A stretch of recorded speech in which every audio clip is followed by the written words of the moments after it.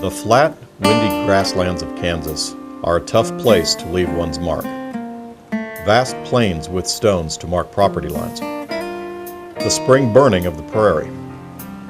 Violent storms that threaten lives and property. And through it all, the constant howling wind, remote distances, and pervasive loneliness. Kansas can be a hard place. But Kansans have a history of uniqueness and independence that emerged from the monotonous landscape.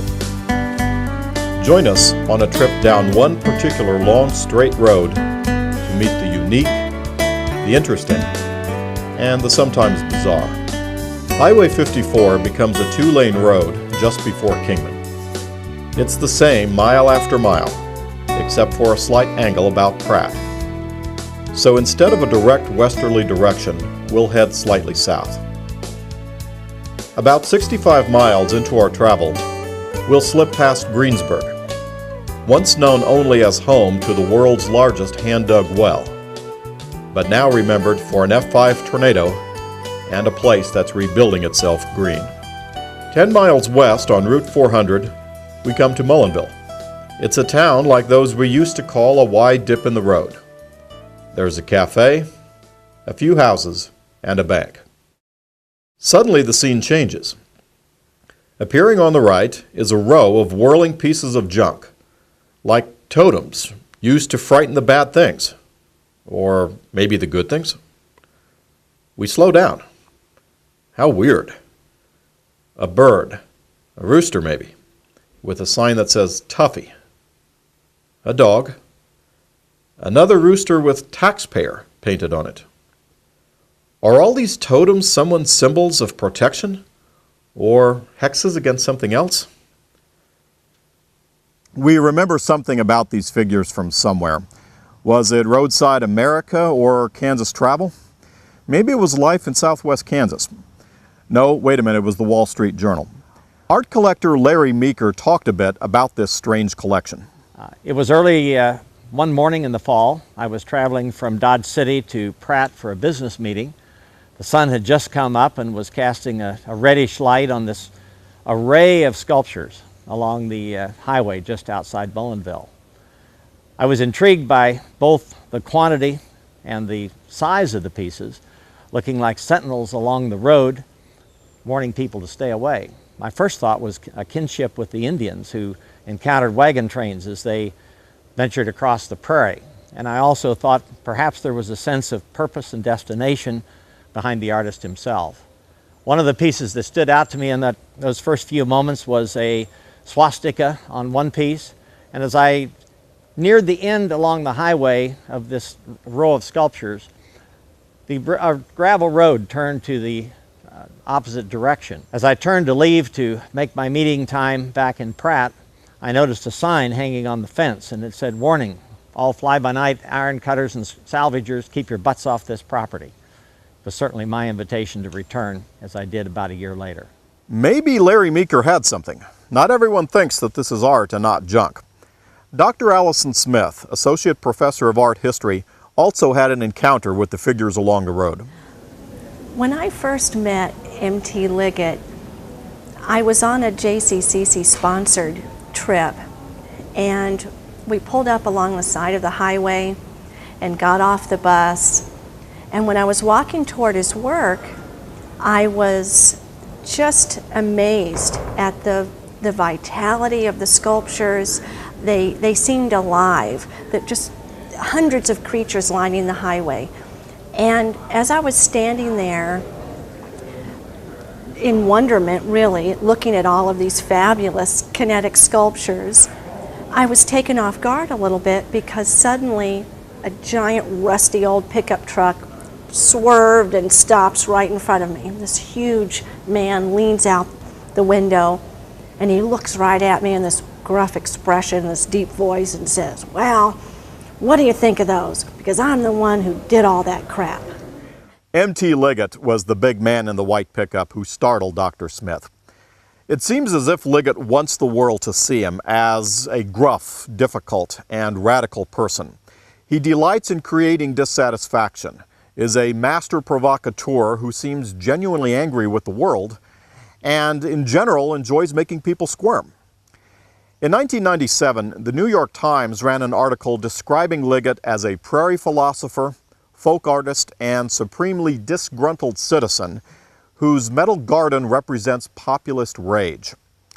The Wall Street Journal was a bit more complimentary in a 2010 article titled "Odd Art Crops Up Along Kansas Roads." 6 of MT's pieces of art are on display at the American Visionary Arts Museum in Baltimore. Well, my name is Rebecca Alban Hofberger, and I'm the director and founder here at the American Visionary Art Museum in Baltimore. Our museum is officially, by unanimous vote of Congress, America's National Museum for Intuitive, Self-Taught Artistry of all sort. And right in there, M.T. Liggett fits in really well. Outside, we have some of his more politically charged, but also humorous metal sculptures.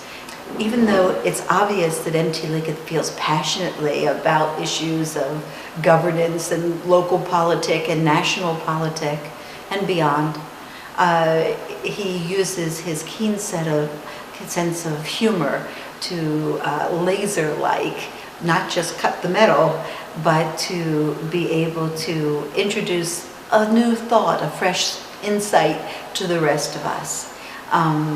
I think he's one of America's mighty fine American visionaries. In his book, What's the Matter with Kansas?, writer Thomas Frank was not nearly so generous. Liggett, like Densmore, is a man in protest. His art shrieks at you for almost a mile as you drive by on U.S. Highway 400. It glitters with anger, its hundreds of arms whirling furiously in the unceasing Kansas wind. The sculptures themselves are ingenious grotesques of politicians, cleverly assembled from bits of discarded farm equipment, but there is nothing subtle or obscure about the message. This is the gospel according to Rush Limbaugh, rendered in wood and steel, backed up with huge helpings of angry text when the sculptures themselves are insufficient to express the artist's disgust. A giant screw turns in the breeze and mocks the Clinton healthcare plan, quote, 4,012 pages of liberal vomit, end quote, while other installations mourn the Branch Davidians and assail James Carville, quote, "You're a pimp, stupid," end quote. MT delighted in misleading Thomas Frank. You know, this guy come here and he started this conversation. I said, here we go. You see, I got this thing about me, and it's in my art too. If you walk up to me and you're a Democrat, I'm a Republican. If you're a Buddhist, I'm a Shinto. If you're a Catholic, I'm a Protestant. That's that thing about me. A self-defined provocateur, M.T. Liggett created an image of himself as a Moontosser. M.T. listens and looks for truths beneath the surface through his artwork and in his conversation. He pushes at the boundaries of other people's everyday assumptions. His self-portrait, entitled Moontosser, makes his mission clear.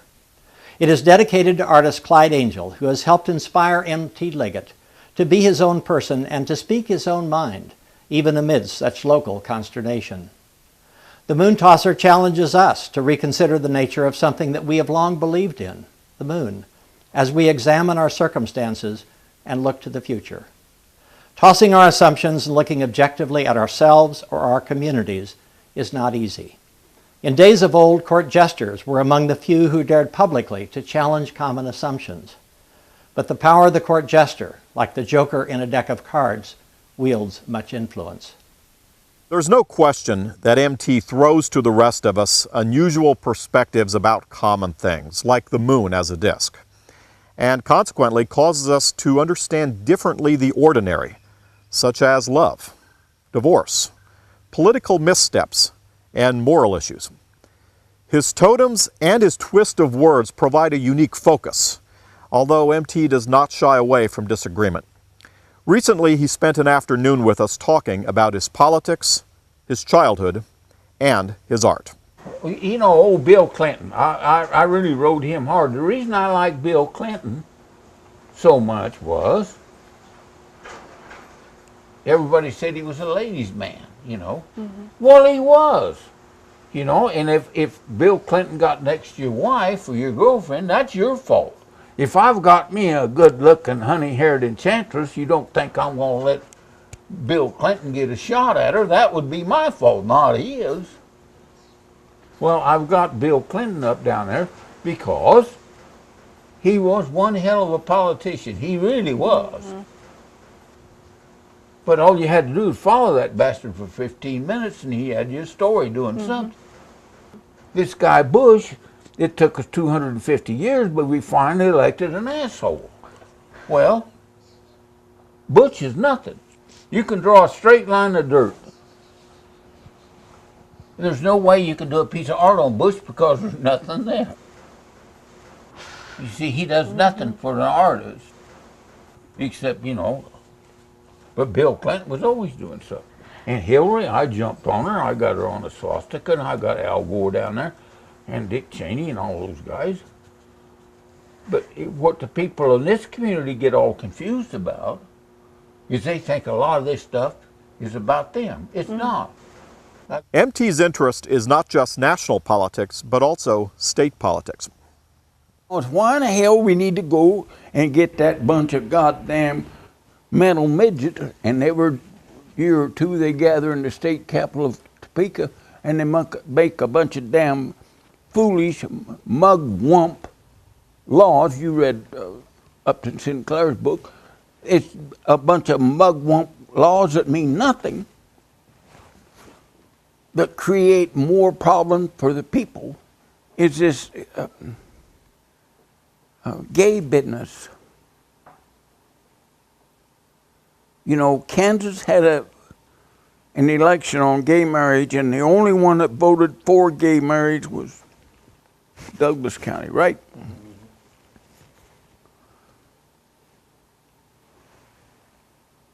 I mean, how crazy can you get? You think, how crazy can you get? Why would you have a referendum on whether somebody can get married or not, male or female?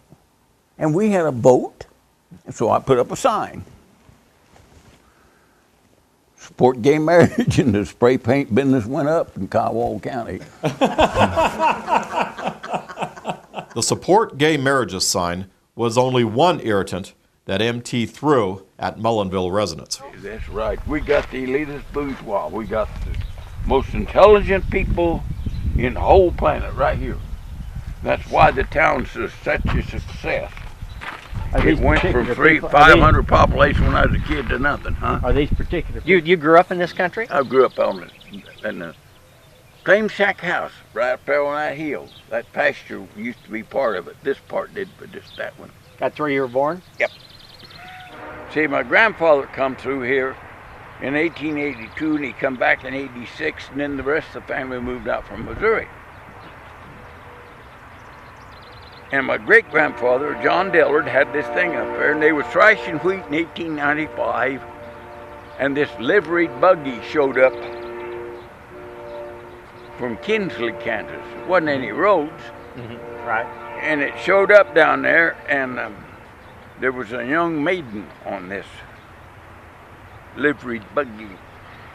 And my grandfather got on the buggy, and he left. And he come back in a few days, and this was August 1895, and my father was born in January. 1, 2, 3, 4. You don't Premature, a little premature. No, just quick. No, just quick. When I was a kid, I was born with what they call a ptosis. One of my eyelids was drooped almost shut, and they teased me all during my childhood about that ptosis. Even the staff at the school, even the principal, the janitor, everybody. Well, that made me the bottom of the pecking order. I put up with this all during school. I did. I wasn't bitter, I didn't understand. He had a terrible name they called. They called me Banjo Eyes. And you know, run around in circles and teach shit. Well, You got to rise above that. Everybody's an artist. Everybody, if they will just admit it and forget this crap about what somebody's censoring it. Well, the worst thing an artist can do is ask somebody how they like your art. Well, you don't care. You like my art, that's fine. If you don't, who cares? The best artist in the world is a 5 or 6 year old kid. I'm serious. They're the best artists, and then some screwball art teacher gets a hold of them and messes up their mind, and they teach them censor. Well, you can't be an artist and model yourself out to somebody else. The Prairie is home to MT, who traveled the world and then returned to the wind that drives his art. Wherever he has been, MT has been fascinated with women. Some he despised, some he loved, and some he respected. Voodoo LaRue. That's Voodoo LaRue. Number 4 is Voodoo LaRue? That's number 4, Voodoo LaRue. She had her head on backwards. Tell me a story about her.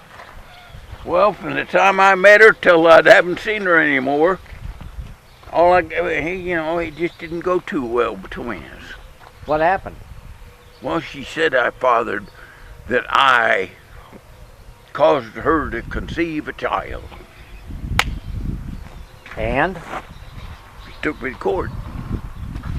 You in the military at the time? I was in the military at the time, and we went to court, and I raised so much hell, my lawyer, and I don't know how many contempt charges he had on me that day. It was a whole bunch. My lawyer said they had a conference, said if you'll agree to marry her, we'll drop the contempt charges. And what else I was going to lose anyway. Well, during our wedding ceremony...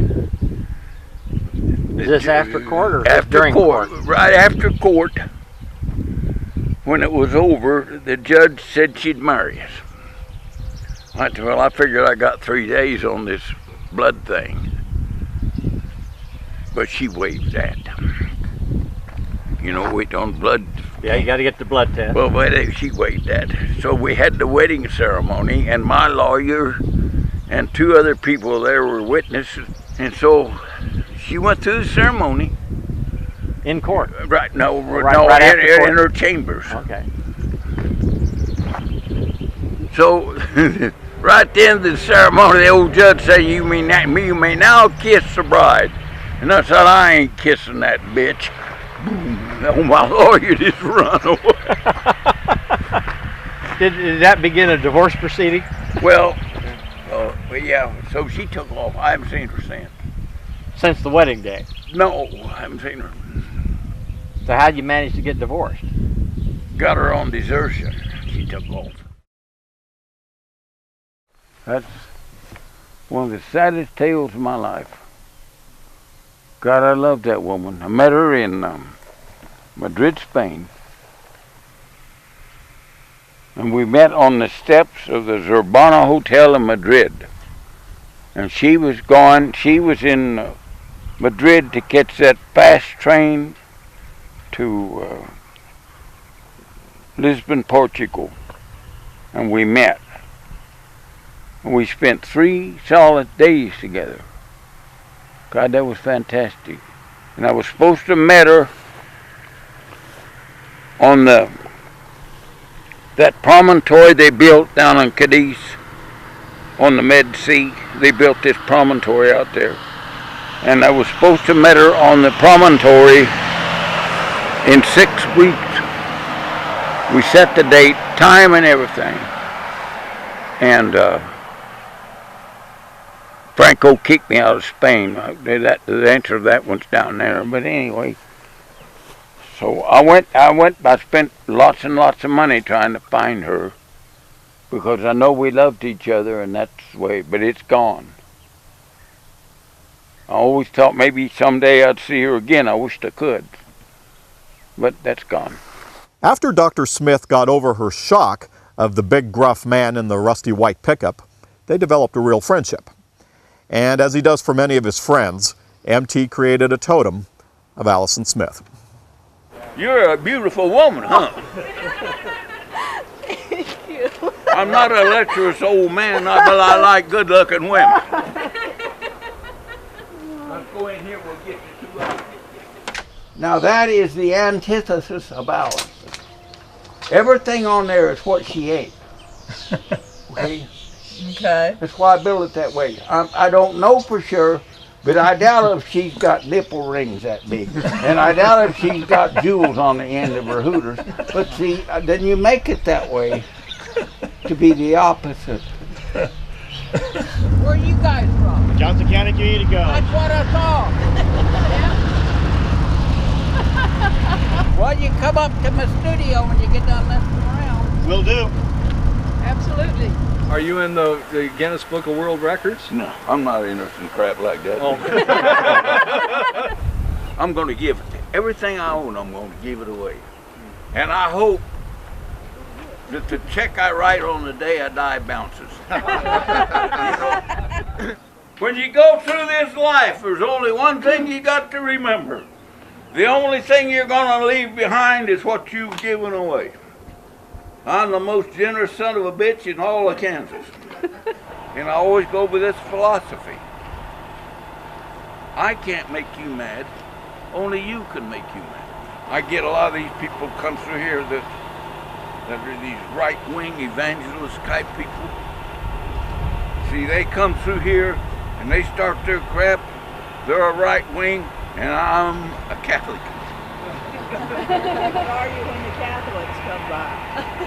A right-winger.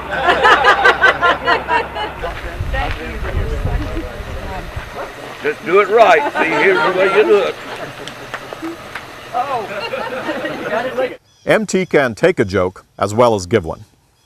The worst trick that anybody ever pulled on me, Larry Meeker did it. What'd you do? I went to his house to eat one day on Thanksgiving. Yeah. And then, of course, Cindy, she's a pretty good cooker. Uh-huh. And I laid down taking a taking a nap on his couch. And that night, we went down to watch him turn the lights on at the plaza. Uh-huh. We was up there in this big old spacious office, and he'd thrown a big party with all the right finger foods and the wines and stuff.